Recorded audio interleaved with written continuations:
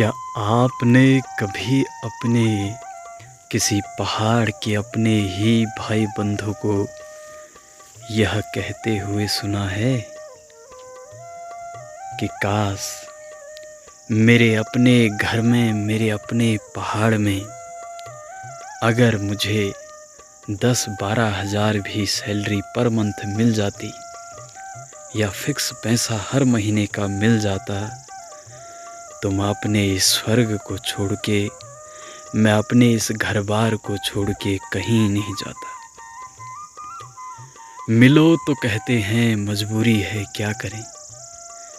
अगर हर महीने थोड़ा सा पैसा फिक्स मिल जाता तो कसम खा के कहते हैं लोग कि कहीं नहीं जाता।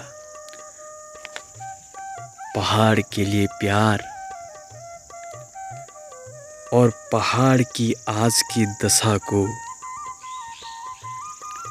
कोई अपने गीतों के जरिए बताता है तो कोई लेख लिखता है, लेकिन मेरे अपने ही कुछ शब्द जो मैं अपने स्तर से सोचता हूँ वो बयां करता हूँ। बहुत सारे ऐसे गाने हैं जो लिखे भी जाते हैं और अक्सर हमारे सुनने में भी आते हैं, जो गाए जाते हैं। कहा जाता है रंगीलो कुमाऊं छबिलो गढ़वाल।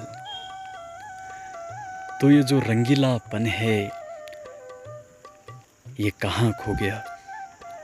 मेरे पहाड़ का ये रंग ये कहाँ चले गया? ये बहुत ही सोचनीय विषय है। मैं पहाड़ी, मेरा गीत पहाड़ी, मेरा डांस पहाड़ी और पता नहीं क्या क्या गीत गाए जाते हैं, लेकिन मैं कहना चाहता हूँ कि जब गीत पहाड़ी और आप पहाड़ी और आपके डांस पहाड़ी, तो आपके ना काम पहाड़ी, ना खान पान पहाड़ी, ना बोली भाषा पहाड़ी, ना पहनावा पहाड़ी, ना तीज त्योहार पहाड़ी। कहाँ खो गई ये पहाड़ की पहचान? हम जोल देश विदेश में जोल जग रहनू तो वेती हम सुननू कि जब को हमू पूछूं कि तुम कति रहनी हया तो हम कहूँ हम उत्तराखंड रहनी छूं। तो उनका रिएक्शन होता है कि अरे उत्तराखंड बहुत शानदार जगह है यार, और उत्तराखंड के रहने वाले हैं आप, उसको तो स्वर्ग कहा गया है। यानी कि भारत का स्वर्ग उत्तराखंड। पर ये कैसा स्वर्ग है? ये स्वर्ग कैसा है, ये तो बड़ा अचंभित करने वाला विषय है। जिस स्वर्ग से लोग भाग रहे हों, जिस स्वर्ग से लोग अपने घर बार को छोड़ के जा रहे हों, जिस स्वर्ग से एक बार बाहर जाने पर लोग वापस अपने घर को आने को तैयार न हों, ये कैसा स्वर्ग है? जिस स्वर्ग में रहने पर, जिस स्वर्ग में जिन लड़कों के रहने पर उनकी शादियां होना मुश्किल हो गया हो, उनका विवाह नहीं हो पा रहा है, उनको हमारे पहाड़ की, हमारे स्वर्ग की ही लड़की रिजेक्ट कर दे रही है, त्याग कर दे रही है उनका, तो आप हमें बताइए ये कैसा स्वर्ग है?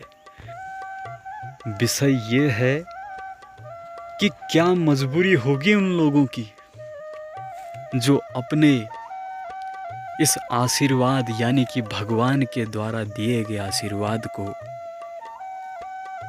छोड़ के जा रहे हैं, त्याग के जा रहे हैं। तो बात वहीं पे आ गई कि कुछ तो मजबूरियां रही होंगी साहब, ऐसे ही कोई बेवफा नहीं होता। आज हमारे अपने ही पहाड़ी, इसका मतलब अपने पहाड़ से बेवफाई कर रहे हैं, तो कुछ तो मजबूरियां होगी उनकी भी। जो एक बार घर से बाहर चले जा रहा है, निकल जा रहा है, उसका मन है आने का लेकिन वो फिर भी वापस नहीं आ पा रहा है। क्या कारण होगा? कौन इसका दोषी है? क्या इसका कारण है? ये बहुत ही सोचनीय। और ऐसा किसी भी दशा में नहीं हो सकता कि मेरे पहाड़ के बच्चे वो रंगीलापन बचपने का भूल गए होंगे। मैं उस रंगीलेपन को याद करने के लिए मैं जब भी अपने काम से फ्री होता हूँ, छुट्टी पर होता हूँ, मैं जंगल ज़रूर आता हूँ। मैं आता हूँ गाय और बैलों को लेकर के जंगल, और याद करता हूँ अपने उन बचपन के दिनों को। बस उन दिनों में और आज के दिनों में अंतर यही है, आज पूरे जंगल में सिर्फ एक धार में 2 बैल और 1 गाय दिख रही है। और उन दिनों में ये था कि हर धार भरा रहता था गायों से, बैलों से, बकरियों से, घसेरों से। हर धार में हल्ला गुल्ला होता था। आप कहें कि लोग आते थे तो किस्तों में, जैसे होता नहीं है, जैसे पैसे आते हैं ना किस्तों में।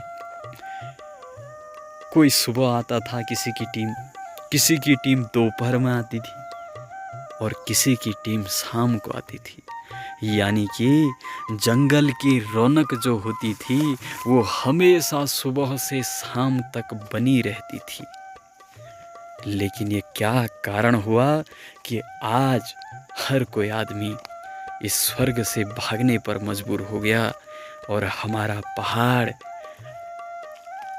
जो है खाली, दिन पर दिन खाली होते गए और आज भी होते जा रहे हैं। और सबसे बड़ी आज की जो समस्या है वो रोजगार।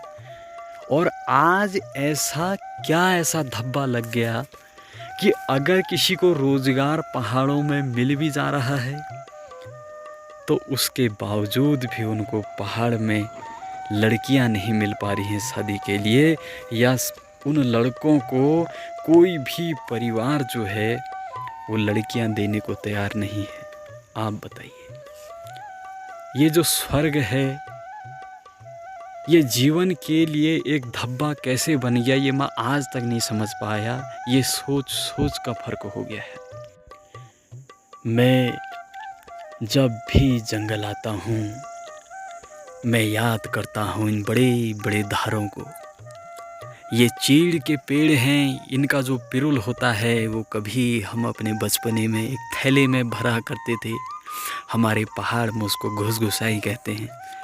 ओ ऊपर से उसमें थैले में भर के घुसघुसाई खेलते खेलते सीधे यहाँ पे आते थे और यहाँ पे इस पेड़ पे हम पैर लगा करके रुकते थे तो गाड़ी बड़ी रफ्तार में आती थी।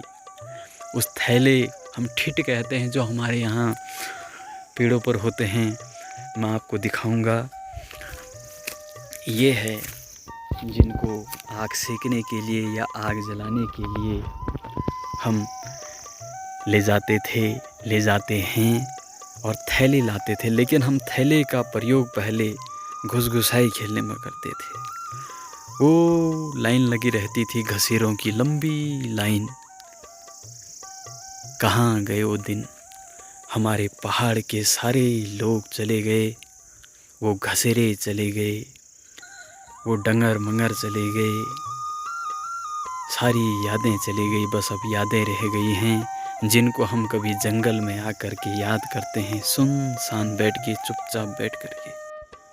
यहाँ पर ये एक ऐसा धार था, कभी एक मैदान जैसा है यहाँ पर। जो भी घसेरे आते थे और कोई नींबू लाता था, कोई आड़ू लाता था, कोई नमक लाता था, तो हम सभी लोग यहाँ पे बैठते थे और सबने पहले आधा घंटा 1 घंटा वहाँ पे बैठ के बातें करनी होती थी। खाया पिया, उसके बाद अपने आप काम किए। वो समय भी पता नहीं कहाँ चले गया। क्या आप आज भी जहाँ कहीं भी हैं, क्या आप आज भी याद करते हैं उस समय को? ज़रूर बताना। अगर आप चाहते हैं कि पहाड़ से जुड़े हुए पौराणिक तथ्यों के बारे में आपको वीडियोस प्राप्त होते रहें तो चैनल को सब्सक्राइब करें, शेयर करें। बहुत बहुत धन्यवाद।